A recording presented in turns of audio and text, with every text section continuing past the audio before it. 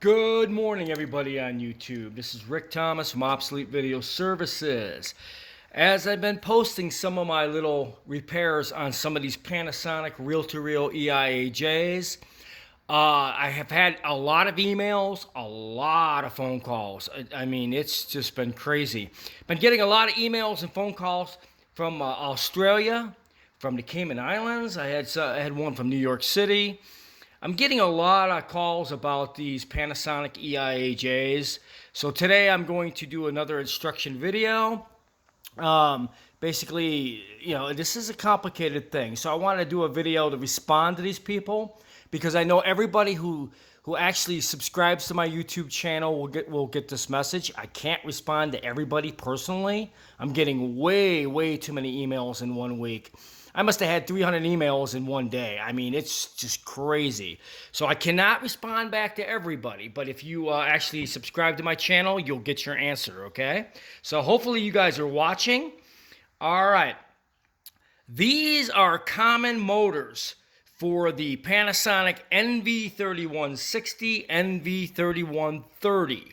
But on some of the black and white machines, like the 3020s, this particular motor is used in those as well. But as far as this combination, it's indigenous to two machines only, the NV3160 and the NV3130. Okay, people have been asking me about me repairing my motors on these machines because they're having the same problem. They're actually finding out they're having exactly the same issue. I had a guy who has 3 NV3130s, and he's, I believe, he's in Europe, and he's got the PAL versions, of course, but still the same thing, same issue, same problem. Okay, so if you have a NV3160, NV3130, Panasonic models, EIAJ, half-inch tape machines, you guys are probably watching my videos and finding out that I know exactly what I'm talking about, and you probably have the same issue. This is why I'm getting all these calls. Okay, so let me walk this through a little bit so you'll get a good idea. Now, this is your main drive motor for the Panasonic. As you can see, it's got the lower pulley, which connects to this little spool right there. This is the upper play pulley, which runs like your fast forward and various different things. All right, this is a common motor. It's pretty heavy, and as you notice, these don't really go bad. The bearings they use in these are really precision and greased and they're sealed and self-sealed inside with either a rubber bushing or something like that, so the grease stays in there and they don't harden up or break away or start making a lot of noise. These kind of hold up pretty good on as far as the bearings on these motors. And it's the same principle as far as the motors on the Sony machines. As far as the motor drives like these, I encounter bearing problems with these virtually never. Maybe once in a blue moon from a machine that's been sitting in a wet environment or something like that.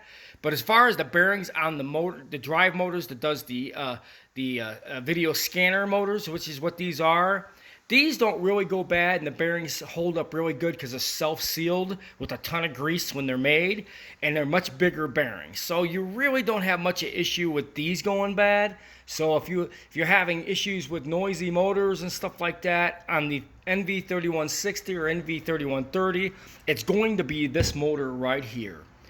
This is what you call capstan drive motor. This is the second motor I'm rebuilding on my second machine, which I have on the floor right now. It also has that very same issue. My God, this thing is noisy as hell, and it drags. And always thought they were not possible to be able to rebuild or fix these. I've taken many of these motors out before. Recently, in the past week, I discovered how to actually repair these motors. They take two bearings. As you can see, the top part here takes a bearing that slides in with the cover. This is the easy one.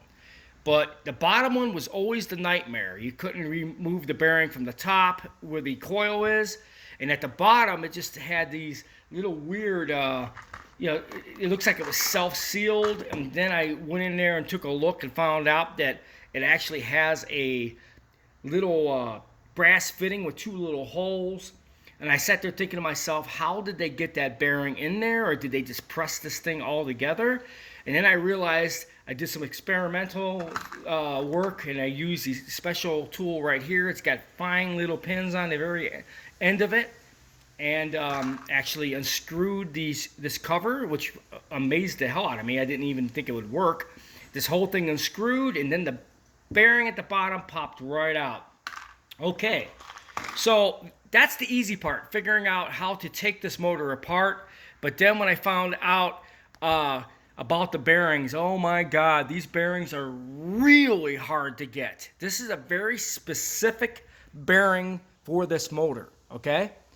I've searched for a week to find them. The dimensions, the size, the bore hole, virtually absolutely impossible to find. I found one supplier in Canada they have a very limited stock of maybe 50 of these on the shelf.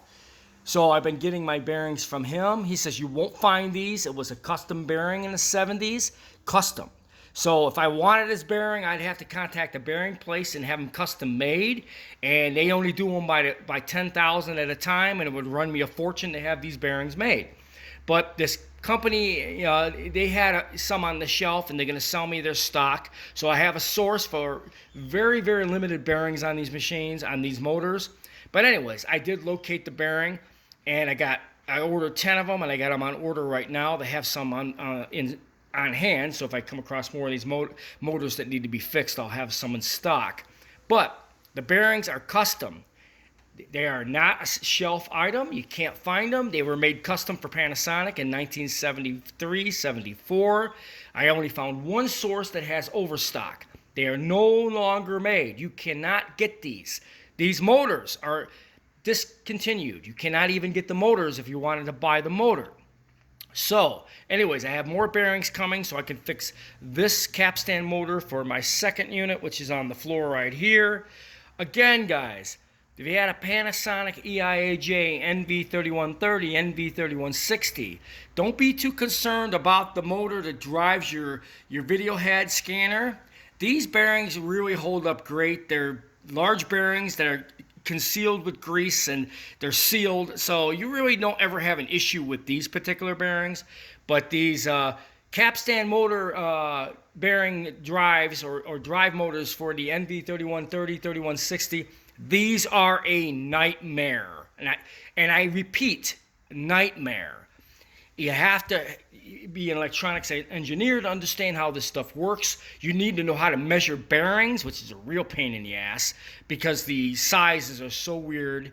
And then I finally nailed it down, and then finally found a source that had some overstock. You have to rebuild these motors, or else you will not get your machine to run properly. It will make a ton of noise, and it affects the scanning and the tracking on these particular models really, really big time. You have no idea. I just posted a video of the completion of my first machine. It fixed the tracking, it fixed the alignment, it just did wonders after I changed out the bearings on that machine. So I hope that answered your questions about the motors in the Panasonic AV series, the 3130, 3160. Don't worry about the scanner motors. You never really have to worry about these. Usually it's just capacitors that have to be changed out, starter capacitors on these motors. But as far as the bearings, this is the enchilada, the big problem right here. Biggest pain in my ass ever to have to repair and rebuild motors for these machines. So I hope you guys enjoyed this video.